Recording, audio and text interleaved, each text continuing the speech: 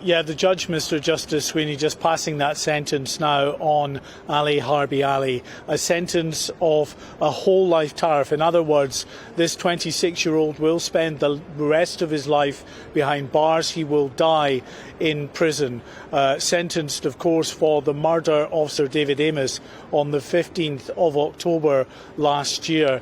This man, who was an avowed supporter of the Islamic State terrorist group, had been planning for some 5 years to carry out political assassination to further his ends against politicians who he said had voted for the war in Syria, or at least the bombing of Islamic State, which he claimed had led to the loss of significant numbers of Muslim lives. And that's why, as an act of revenge, he had set out to target politicians, first of all looking at Michael Gove, the cabinet minister, the deputy prime minister, Dominic Raab, also other MPs, before finally settling on Sir David Amess, who was, as far as Ali Harbi Ali is concerned, an easy target. He was a local MP who always made himself accessible to his constituents, and it was at one of those regular constituency surgeries taking place on the 15th of October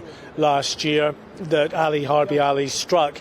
He had called up the MP's offices to really lie to say that he was moving to the area, that he wanted to meet his soon-to-be local MP to discuss a range of local issues. So he was given an appointment with Sir David Amess then inside that Baptist church in Leigh-on-Sea, and it was when he came face to face with the MP a short time after sitting down and beginning to talk to the MP that he suddenly got to his feet, produced this foot-long knife, and then began stabbing Sir David Amess more than 20 times, fatally wounding the MP. We've been hearing, in the way as we always do in these sentencing cases, the mitigation from the defence. In this case, no mitigation.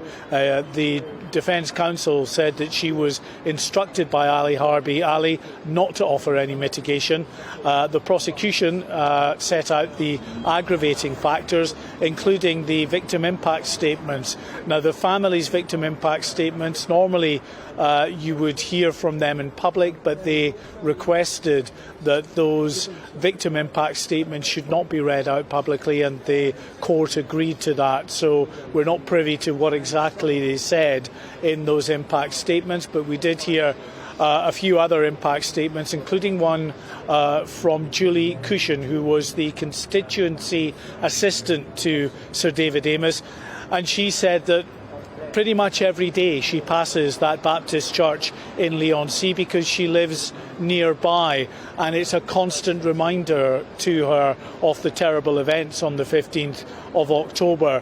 She said she feels terrible guilt herself because she was the one that booked that venue for the constituency surgery.